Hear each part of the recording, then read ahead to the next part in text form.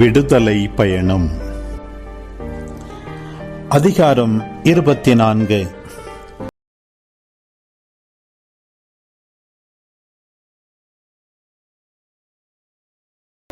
ஆண்டவர் மோசேயிடம், Aaron, நாத்தாபு, Abihu ஆகியோருடனும் இஸ்ரவேலின் 70 பெரியோர்களுடனும் ஆண்டவரிடமாய் ஏறி வாருங்கள். தொலையில் நின்று தொழுது கொள்ளுங்கள். மோசே மட்டும் ஆண்டவர் அருகில் வரலாம், ஏனையோர் அருகில் வரலாகாது. மக்கள் அவரோடு மலைமேல் ஏறி வரக்கூடாது என்று கூறினார்.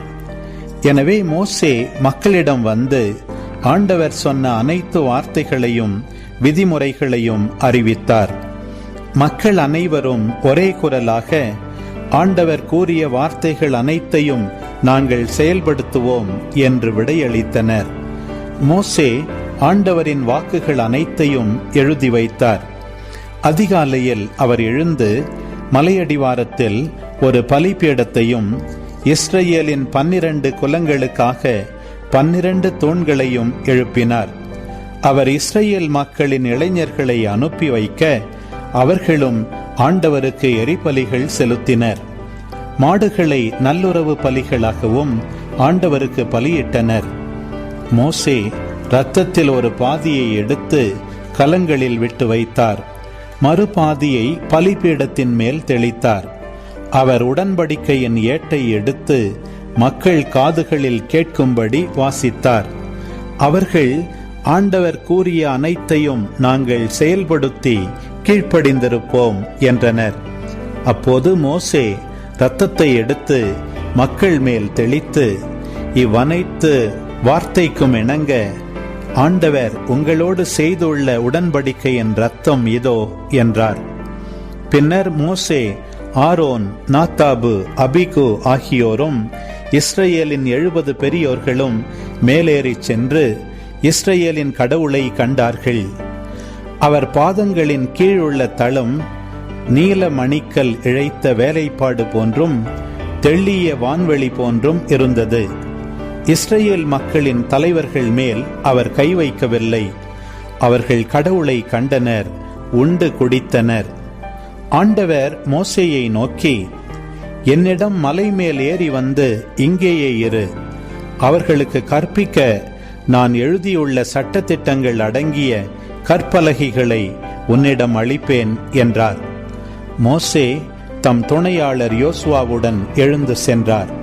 பின் மோசே கடவுளின் மலை மேல் ஏறிச் செல்கையில் அவர் பெரியோர்களை நோக்கி, நாங்கள் உங்களிடம் திரும்பி வரும் வரை நீங்கள் இவ்விடத்திலேயே எங்களுக்காக காத்திருங்கள்.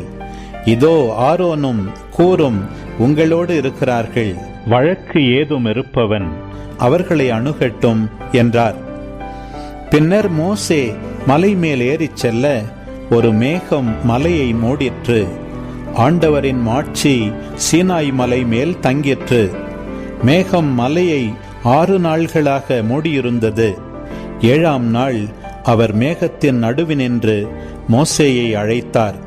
மலையுச்சியில் ஆண்டவரது மாட்சியின் காட்சி பற்றி எரியும் நெருப்பு போன்று இஸ்ரவேல் மக்களின் கண்களுக்கு தெரிந்தது.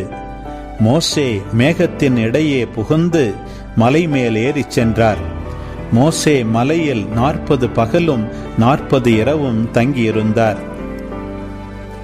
அன்பு உறவுகளே, இது உங்களுக்கான நேரம்.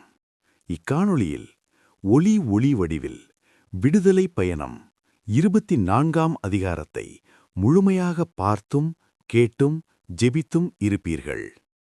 இன்றைய இறைவார்த்தையின் அடிப்படையிலான கேள்வி: மோசே மலையில் எத்தனை பகலும் எத்தனை இரவும் தங்கியிருந்தார்? பதில்களை கமெண்ட்ஸில் பதிவு செய்யவும். இதுபோன்ற வீடியோக்களை தொடர்ந்து காண இந்த வலைதளத்தை சப்ஸ்கிரைப் செய்யவும். மேலும் லைக் கொடுத்து எங்களை ஊக்கப்படுத்தவும்.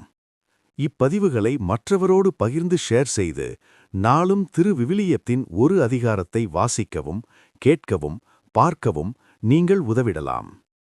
மீண்டும் அடுத்த காணொளியில் சந்திப்போம். இந்த நாள் இனிய நாளாய் அமையட்டும்.